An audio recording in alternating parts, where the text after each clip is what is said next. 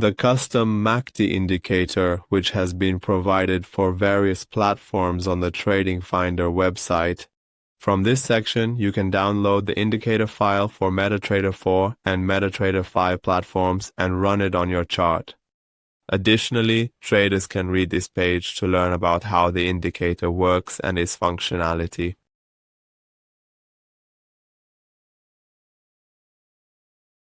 From the Navigator section, we select the indicator file and run the indicator by dragging the file onto the chart. Once the indicator is placed on the chart, an oscillator window appears at the bottom of the chart. The custom MACD indicator is an advanced and enhanced version of the classic MACD indicator, which we can use to enter buy or sell trades in the market and identify the price trend.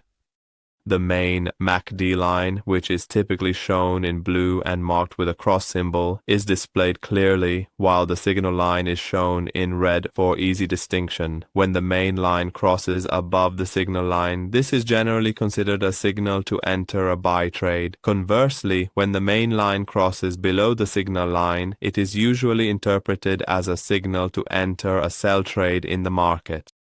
In the Settings section under the Input tab, there are three options available. In the first section, we can set the period for the fast-moving average. In the second section, we can set the period for the slow-moving average. And finally, we can change the signal line period to our desired value.